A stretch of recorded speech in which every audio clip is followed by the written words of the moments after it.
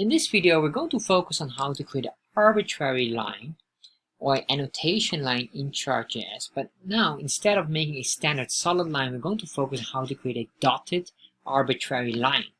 Slightly different, it has a tiny difference in the makeup, but sometimes this design can be more beneficial. So let's explore how to do this right now. In this video, we're going to answer one of the viewer's questions, which is how to create a dotted horizontal arbitrary line in Chart.js. But this question came from one of my other videos about how to create a horizontal arbitrary line in Chart.js, and in here we received this question from Rodney Hickman. So a special thank you to Rodney for asking this question. And this is what Rodney was asking. How would you make that a dotted line? And that here is referring basically to this specific video here. So what I will do here is I'm going to start really from scratch and we're going to create a dotted line with this.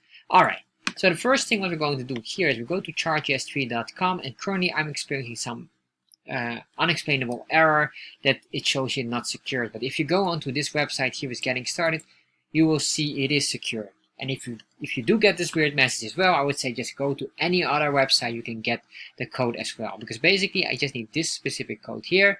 And if for some reason you get this error as well and you don't trust it, go somewhere else, no problem. Alright, so just copy this code. And if you want to understand what this code does, just watch this specific video. Alright, we're going to paste this in here. And once we paste that in here, I'm going to cut this out. I'm going to just put it in here. So once I did this, I'll just save this here and refresh, and now we have our nice bar chart.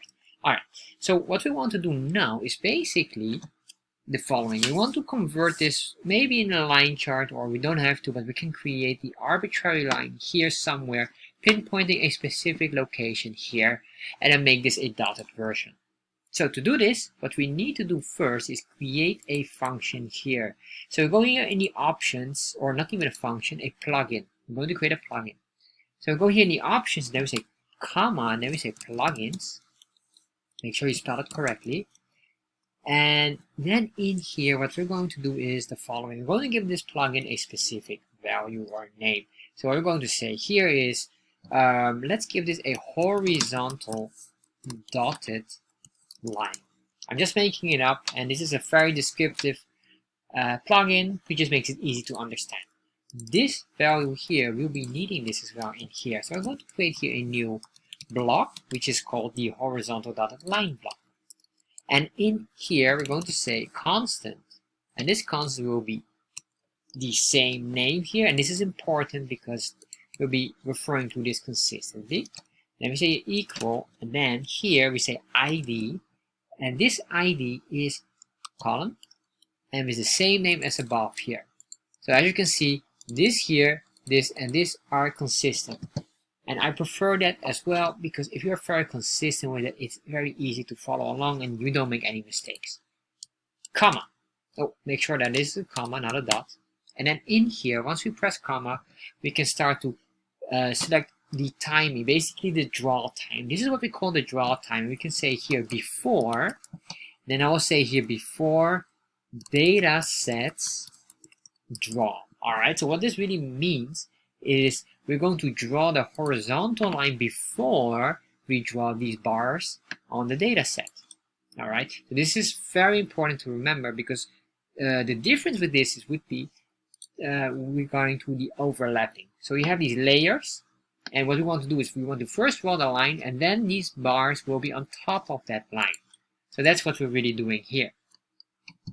So this here, I'm going to give this a name, because basically this is a callback. And then we say here chart, comma, arguments, we use args, and then options. So within here we can start to set and draw certain things, but we want to grab certain values here. What we really want to grab here is basically where we need to start drawing the line, and we need to do the positioning. So for that, if you really pay attention here, so if I open up my developer tab here, and then if I click on this here, or well, if I hover over, you can see the tooltip, current size of my canvas. If you pay attention on the tooltip at the very top, you can see next to my chart in blue, which is 700 by 350. So that is the height, or the width and the height. So That is correct. However, that's a canvas. However, our chart area is within these 4 lines here, as you can see. So let me remove this inspector element. So you can see this is the 4 lines here. That is still within the canvas. There's this chart area. So the positioning on this is slightly more inside. And if you're talking about x and y coordinates, and the corner here, the top corner left, would be 0.0, then this might be somewhere between x, maybe let's say x 20 and then y 20 approx. All right. So we're going to grab the official coordinates of that. So don't worry about that. What we're going to do here is we're going to say const, and we're going to grab these coordinates within the chart area. So we say CTX, and CTX refers to basically the entire chart that we're going to draw, or drawing within that canvas. So CTX is the canvas relationship. And then we say here chart area, which refers to, because basically we're grabbing here the object, and this refers to everything within here, and between all these 4 lines here where the chart area is being drawn. And then in here we can break this down in the objects of top, right, left, and bottom, or basically top, right, bottom, and left. Let's keep a consistent structure of clockwise. So that was the best way to do it. So we say top, comma, right, comma, bottom, comma, left. And what this really does is basically we're going to grab the coordinates for this specific line here, that line here, that line here, and that one here. So this will help us for drawing. And then we say comma, what we also want is the width.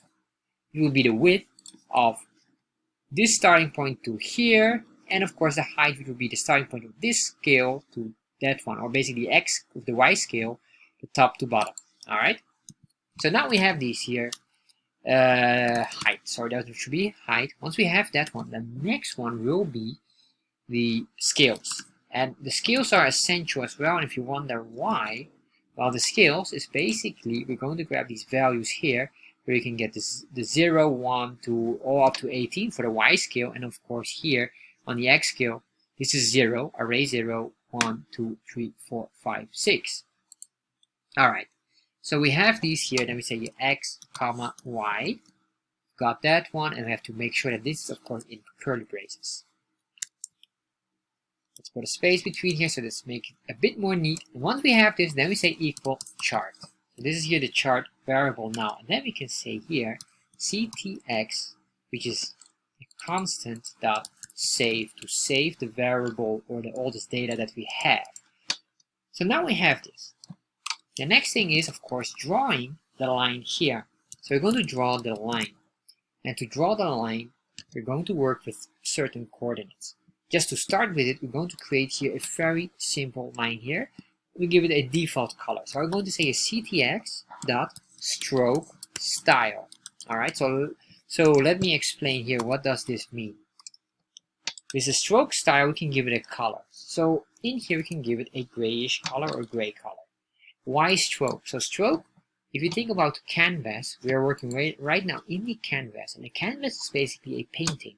So this would mean a stroke is a paintbrush line. So a line with your paintbrush is what we call a stroke. So a stroke paintbrush, or a stroke brush. Alright, sorry, that was my Bluetooth. So we have this now a color, but what we want to do is we want to make sure that we have this line drawn, but also in the exact position, or the controlled position. So first of all, where would we like to put the line? So if I close up the console log here, or the console or the developer tab, so then what we have here is our chart. So let's assume we want to put it here. We want to start a line here from left to right at y value of 10. And this will be eventually a dotted line. So let's put in this specific coordinate. So we say here ctx dot stroke rectangle. All right. And the reason why it's a stroke rectangle is because a stroke rectangle refers to that we only have border lines. We have also a stroke fill. That would mean that we're going to have a item that is filled with a color by default, or basically it's solid. It's a square with a solid color. But in our case, we just want a line, and that line will be just a basic line here. So we will not use any squares or something like that. So here we have 4 values that we need to remember. So we have the x0, we have the y0, we have the x1, and we have the y1. So what does this mean? Well, basically here, these are the positions. X refers to from left to right, but it refers to the starting point in pixels, where we start, horizontally. So if we want to start here, at this part here, and this is why we have these values here above. We want to start at the left side, basically the left line, which will be the exact here. If we put in 0, we will start somewhere here where the canvas would be starting. So I'm going to show you afterwards how.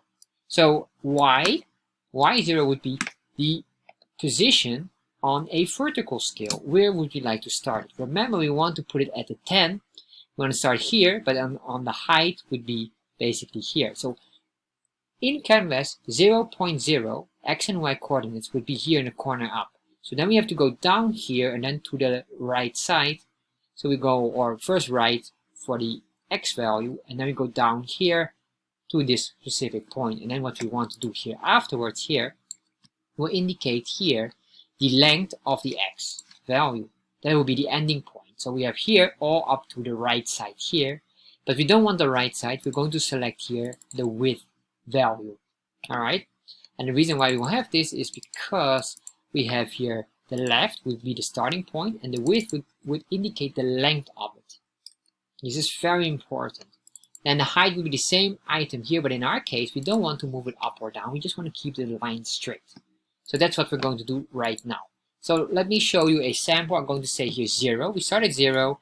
We're going to start at top 0, and then we say here, well, let's grab the height here, or sorry, the width. We're going to grab the width here, and I'm going to say we'll stay on the same position here.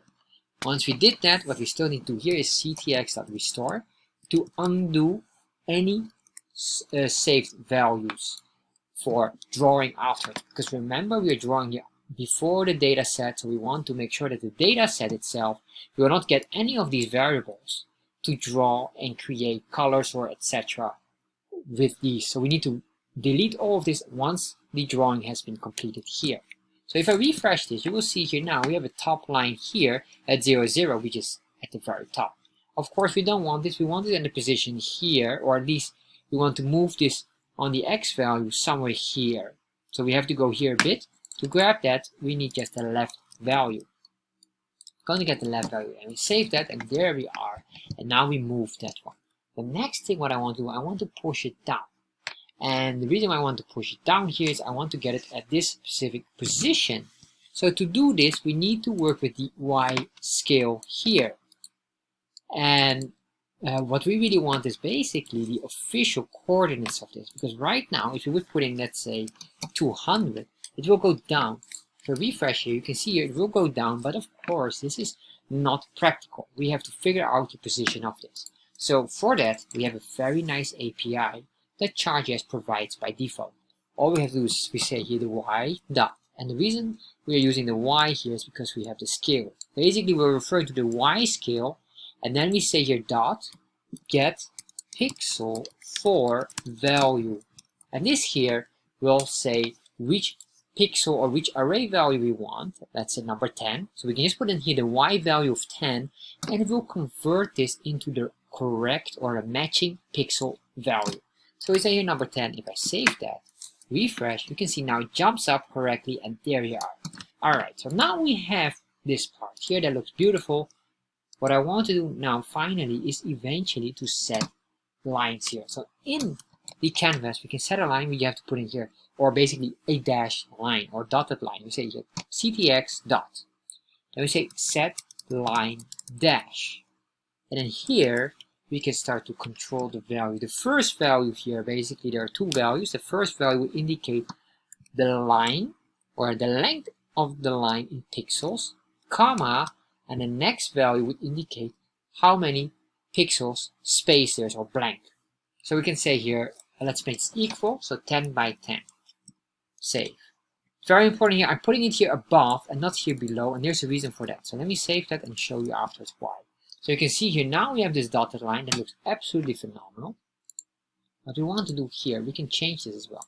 We can make this 50 and we can make this, let's say 25. Save that, refresh, and now you can see here we get the amount of pixels here, although I wonder that the amount of pixels here is not really much, or it doesn't really match. If I refresh that, does it show here? No, not really as well. Alright, so let's see what is exactly the specific reason for that. If I move this here up, if I save that, we have that one here, and I figured out what is the reason. Let me explain here what's the reason here. We have this line here, and most likely this is counteracting on the following.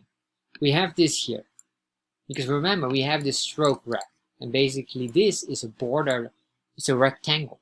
So if I put in here 4 pixels, you might notice now the difference. So you can see that this here is not 100% matching here. This should be officially a line. So what can we do here? I would say just to keep this small for now, and probably I should make a specific line for that. I will make it in another video for that. But if I go back here and I put it on 0, save this and see what the result is, and now you can see here the result is exactly matching. This will not be a problem, but if we have a very uncommon dotted line, then it will counteract because there's 2 lines on this here.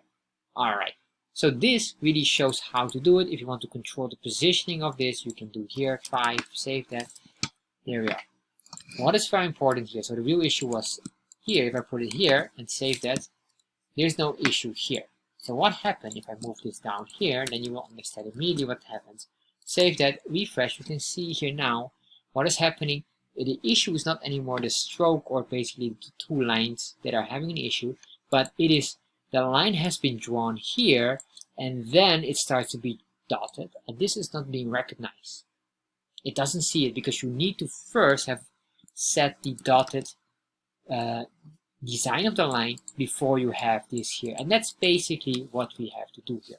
So with this we have our dotted line here nicely. So this helps you completely how to do it. So if you have any other questions regarding to this, you can always put a question in the comment section below.